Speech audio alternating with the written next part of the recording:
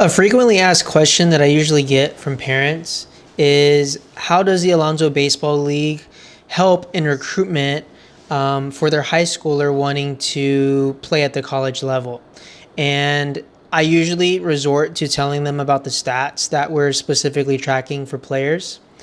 And so before I even get into that, I actually want to play this video from the head baseball coach at Clemson University. And in the video, he's basically explaining what they're looking for when evaluating kids, specifically kids that are sending emails to college coaches, sending information to those coaches to help them get a better chance of being recruited. So watch this video, and then I'm going to do a little overview of what we just took from that video.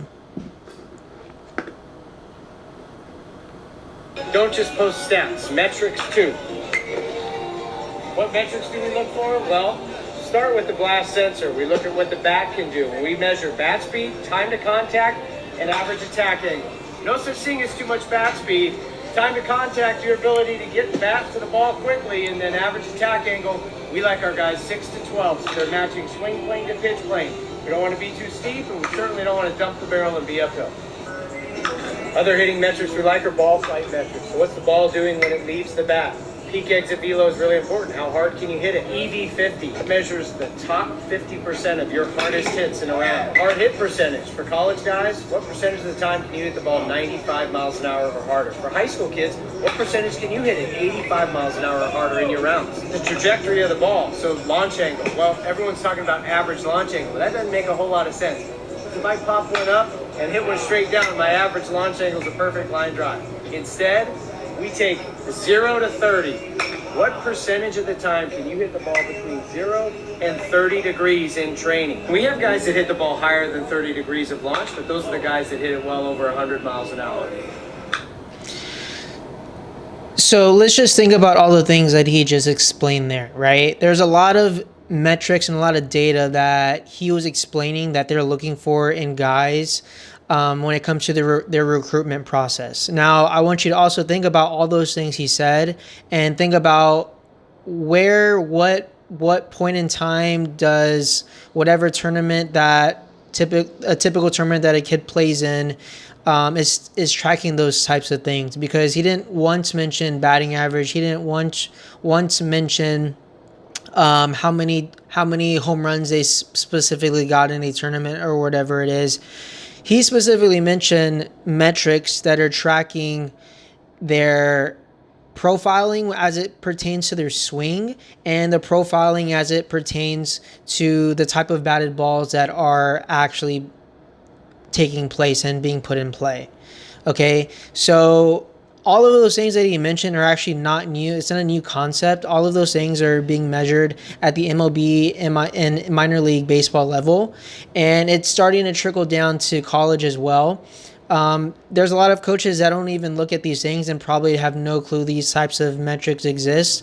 But a lot of other coaches, such as the Clemson coach here, has a very basic understanding that these specific metrics that he just laid out are metrics that also help in evaluating hitters in terms of a projection standpoint, because like you said, they wanted to see how often are guys hitting the ball 95 plus. If they're doing that often, again, that tells them that they're hitting it really hard and hitting it really hard pretty often. And so I wanted to point specifically that out because with the Alonzo Baseball League, we are taking those types of measurements. And it's not just on the hitting end. We're also taking those measurements on the pitching end. Okay? Obviously, as a hitter, it's important for the hitter to hit the ball hard consistently, and have good swing decisions, have good swing angles, making sure, obviously, they don't have a huge uppercut. Obviously, making sure that they don't have a really steep downswing either.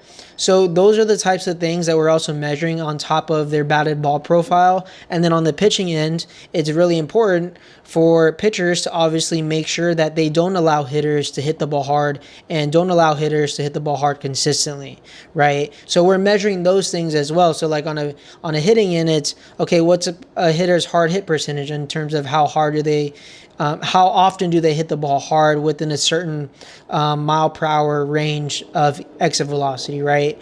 So, and then on the pitching end, you obviously want the pitchers to limit how hard the ball is being hit from the hitters. And usually when pitchers are having hitters hit the ball relatively softly and not high EVs, that usually entails that they're a pretty good pitcher. And from a projection standpoint, that's obviously telling coaches that they're allowing weak contact and not a lot of hard hits. And so with those types of stats, that tells a lot about a pitcher and the way that they're allowing soft contact, the way that they're probably mixing different pitches in with it. And then on top of that, obviously a big thing is for pitchers to utilize a TrackMan to understand their pitch shapes and their pitch usages, along as where they're obviously filling up the zone. And so we're able to combine both types of metrics in terms of pitch shaping metrics along with their actual pitching profiling as it pertains to how do hitters hit off of them, right? Because those are the types of things that helps when it comes to evaluating players, either whether if they're pitching or even whether if they're hitting.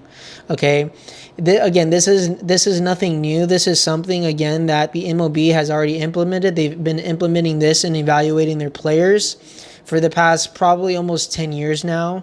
And these are also the types of things that MLB player agents use when during contract negotiations.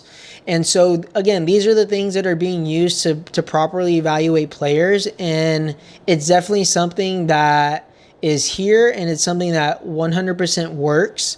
And so within the Alonzo Baseball League, those are the things, and these are the types of stats that we're taking and helping players understand where they are to obviously help them get recruited. But not only that, but it also helps them understand where they're at to see what they also can get better at, if that makes sense.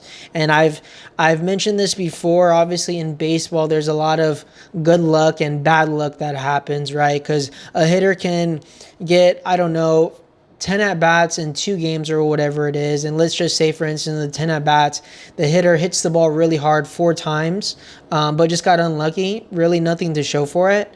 But on paper, it shows that he hit the ball hard 40% of the time, which is really good compared to maybe a hitter who only hit the ball hard out of 10 at-bats 2 times, but got 4 hits out of the 10 at-bats, right? So they got 4 hits, and only 2 of their hits were actually hard hit. Technically, their hard hit percentage would be 20% hard hit percentage compared to the hitter who didn't get a hit but has a hard hit percentage of 40%, right? So in terms of a projection standpoint, the hitter who has a hard hit percentage of 40%, again, projection wise, can actually look really, really good in the eyes of a coach, because again, the hitter did exactly what he's supposed to do, just got bad luck to show for it from that perspective and in that type of scenario.